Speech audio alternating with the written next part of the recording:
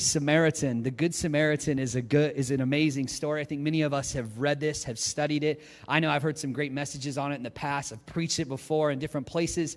But here's the thing. Every time I look at this, I think God shows us a different piece of the reflection of what he's trying to share.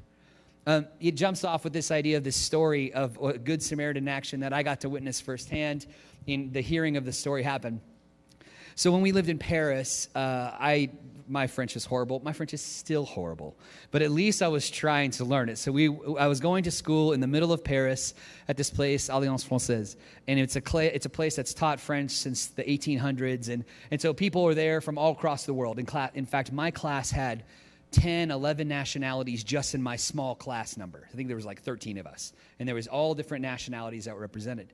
And so we would every day jump on the train and we would go into the city. And the train, for all of us that live out in the western suburbs of America, being on a train is not an everyday occurrence. In fact, we tell people when we go on a train, like, oh, I went up north and I went on a train. And people are like, a train? No way.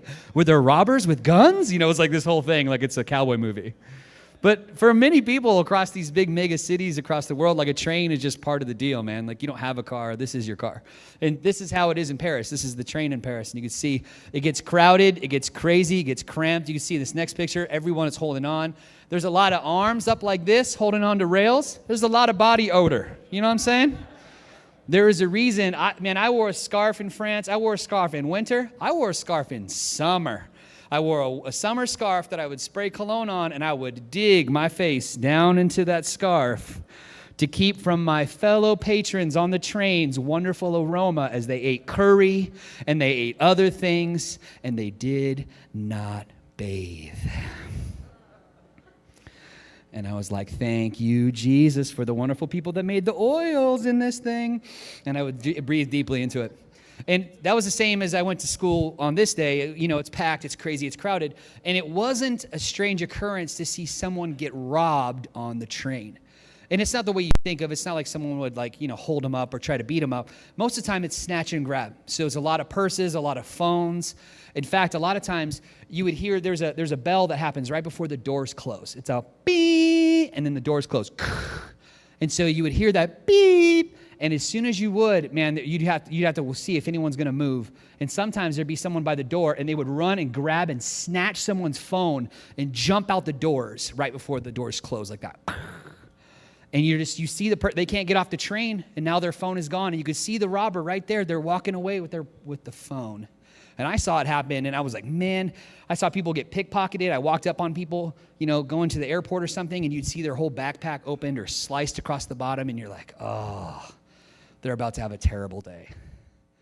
And this happened all the time. In fact, one of our good friends, Scott, who's someone we supported in missions, he leads Chi Alpha nationally. He told me the only place that they successfully pickpocketed him was in Paris.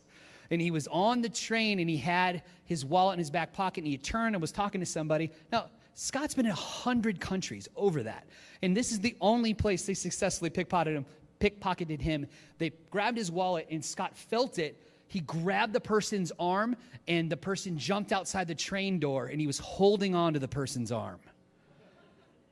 And suddenly, this train starts to go. And it starts to go. And the guy has Scott's wallet and won't let go. And Scott has his arm, and here's coming the end of the platform. And Scott has to make a decision as a missionary pastor of grace and love. How bad do I want my wallet? Am I going to send this guy to go see Jesus? Into the platform. The guy never let go of the wallet. Scott lets go of his wrist. In goes the hand. And Scott got pickpocketed. Same story. I'm in class at Alliance Française, and we're sitting in a group, and these two people come in, and one's my friend Abraham from Israel, and another is a different Canadian girl. And she comes in behind us, and she's like, that was incredible. And we were kind of already talking and using our terrible French, because, we all speak different languages, so we're trying to communicate with each other. And I'm like, what? And a few of us spoke English, and so she starts to tell this story. And she's like, well, man, Abraham, he just, man, he's like Superman. And we're like, what? What do you mean? And it turns out that Abraham, who looks like this, he's a Hasidic Jew. He has the hair. He's actually a lawyer. He wore his cover every day. He wore the black every day.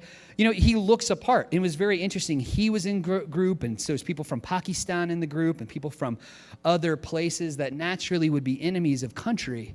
But together we were at peace with each other, learning another language.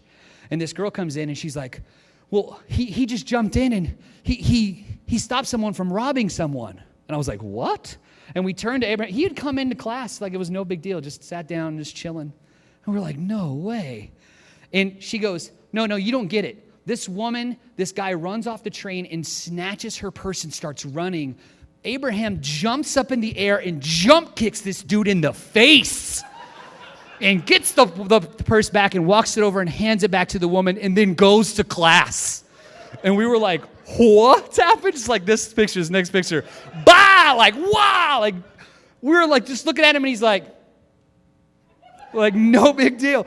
Come to find out, he had been Israeli Special Forces before he was a lawyer, before he moved to France to learn French to become a French lawyer. Incognito, I had like a super Delta Force kind of dude wearing Hasidic Jew clothes in my classroom who I'd been talking with every day in terrible French. And I didn't know that he was the Superman Samaritan guy.